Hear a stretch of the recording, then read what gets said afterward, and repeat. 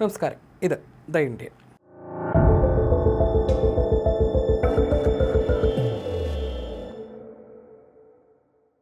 മൂന്ന് വർഷത്തെ പോരാട്ടം, ഇതിനിടയിൽ പേര് മാറ്റി. എന്നിട്ടും റിലീസ് ചെയ്ത് 2 ദിവസത്തിനുള്ളിൽ OTTയിൽ നിന്ന് പിൻവലിച്ചിരിക്കുകയാണ് സത്ലജ് എന്ന സിനിമ. കടുത്ത രാഷ്ട്രീയ സാമൂഹ്യ വിവാദങ്ങൾക്ക് വഴിവെച്ച ഈ ഹിന്ദി പഞ്ചാബി ചിത്രത്തെക്കുറിച്ച് കേരളത്തിൽ കാര്യമായ രീതിയിൽ ചർച്ച വന്നിട്ടില്ല. സെൻസർ ബോർഡുമായിട്ടുള്ള നീണ്ട പോരാട്ടങ്ങൾക്കൊടുവിൽ ജൂലൈ 3-നായിരുന്നു ഈ ചിത്രം റിലീസ് ചെയ്തത്. ഇതിന് പിന്നാലെ നാടകീയമായി OTTയിൽ നിന്ന് ഇത് പിൻവലിക്കുകയും ചെയ്തു. ചിത്രത്തിലെ ചില ഭാഗങ്ങൾ ഇന്ത്യ വിരുദ്ധ ശക്തികൾ ദുരുപയോഗം ചെയ്യാൻ സാധ്യതയുണ്ടെന്ന വിലയിരുത്തലിനെ തുടർന്നാണ് ചിത്രം OTT റിലീസ് ചെയ്തതിനു ശേഷം നീക്കം ചെയ്തത്. എന്താണ് ഈ സിനിമ ഇതിന് മാത്രം വിവാദമാക്കുന്ന ഘടകം? പരിശോധിക്കാം.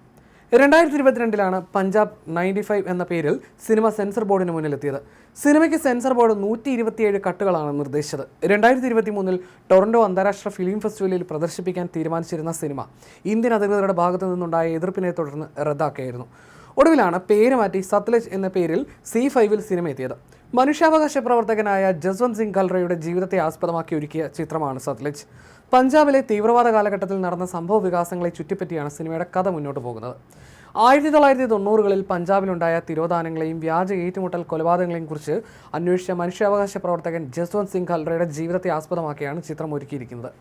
1982-ൽ അമൃത്സർ ജില്ലയിലെ ഖൽറ ഗ്രാമത്തിൽ ജനിച്ച അദ്ദേഹം മനുഷ്യാവകാശ പ്രവർത്തനങ്ങളിൽ സജീവമാകുന്നതിന് മുൻപ് 1980-കളിൽ ഒരു ബാങ്ക് ജീവനക്കാരനായി ജോലി നോക്കുകയായിരുന്നു. ഓപ്പറേഷൻ ബ്ലൂ സ്റ്റാർ, മുൻ പ്രധാനമന്ത്രി ഇന്ദിരാഗാന്ധിയുടെ വധം, അതിനെ തുടർന്നുണ്ടായ സിഖ് വിരുദ്ധ കലാപം എന്നിവ ഖൽറയുടെ ജീവിതത്തിൽ ആഴമായി സ്വാധീനിച്ചു.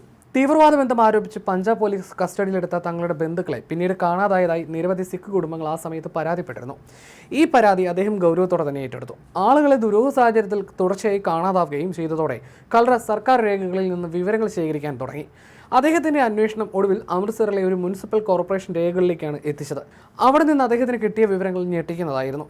പോലീസ് കൊലപ്പെടുത്തുകയും കുടുംബങ്ങളെ അറിയിക്കാതെ നിയമവിരുദ്ധമായി സംസ്കരിക്കുകയും ചെയ്തുവെന്ന് പറയപ്പെടുന്ന ആയിരക്കണക്കിന് ആളുകളുടെ പേരും പ്രായവും വിലാസവും അടങ്ങിയ രേഖകൾ അദ്ദേഹം കണ്ടെത്തി. ഇത്തരത്തിൽ അജ്ഞാത മൃതദേഹം എന്ന് രേഖപ്പെടുത്തി നിയമവിരുദ്ധമായി സംസ്കരിക്കുക ചെയ്ത 25,000 മൃതദേഹങ്ങളുടെ വിവരങ്ങളാണ് അദ്ദേഹം പുറത്തുവിട്ടത്. സിനിമയിൽ ഭീകരവിരുദ്ധ പ്രവർത്തനങ്ങളിൽ സഹകരിക്കാത്തതിന്റെ പേരിൽ 2000-ഓളം പോലീസ് ഉദ്യോഗസ്ഥരെ കൊലപ്പെടുത്തിയതിനെക്കുറിച്ചും സംസാരിക്കുന്നുണ്ട്. ഖൽറയുടെ കണ്ടെത്തലുകൾ ഈ വിഷയത്തെ ദേശീയ അന്തർദേശീയ തലത്തിലേക്ക് ശ്രദ്ധയാകർഷിക്കുകയും പഞ്ചാബിൽ നിന്നുള്ള ഏറ്റവും ശ്രദ്ധേയനായ മനുഷ്യാവകാശ പ്രവർത്തകനാക്കി അദ്ദേഹത്തെ മാറ്റുകയുമായിരുന്നു. സത്യങ്ങൾ വിളിച്ചു പറഞ്ഞ ഖൽറയെ എന്നാൽ 1995-ൽ ദുരൂഹ സാഹചര്യത്തിൽ കാണാതായി. വീടിന് പുറത്ത് കാറ് കഴുകിക്കൊണ്ടിരുന്ന അദ്ദേഹത്തെ പോലീസ് തട്ടിക്കൊണ്ടുപോവുകയായിരുന്നുവെന്നാണ് പിന്നീട് വ്യക്തമായത്. തർണിലെ പോലീസ് സ്റ്റേഷനിൽ ഖൽറയെ തടങ്കലിൽ പാർപ്പിച്ച് പിന്നീട് കൊലപ്പെടുത്തിയതായി 96-ൽ CBI കണ്ടെത്തി. ഖൽറയുടെ കൊലപാതകവുമായി ബന്ധപ്പെട്ട് 9 പഞ്ചാബ് പോലീസ് ഉദ്യോഗസ്ഥരെ CBI പ്രതിപട്ടികയിൽ ഉൾപ്പെടുത്തിയിരുന്നു.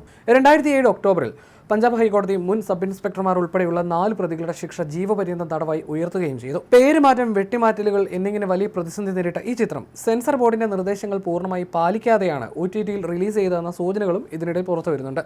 ഇതുകൊണ്ടാകാം ഇന്ത്യയിൽ ചിത്രം വിലക്കപ്പെട്ടതെന്നാണ് സിനിമാ ലോകത്തു നിന്നുള്ള റിപ്പോർട്ടുകൾ. നിലവിലെ സാഹചര്യത്തിന്റെ പശ്ചാത്തലത്തിൽ അടുത്ത അറിയിപ്പുണ്ടാകുന്നത് വരെ സത്ലജ് ഇന്ത്യയിൽ ലഭ്യമായിരിക്കില്ല എന്നാണ് മുന്നറിയിപ്പ്. നിലവിൽ വിദേശ രാജ്യങ്ങളിൽ ഈ ചിത്രം ലഭ്യമാണ്.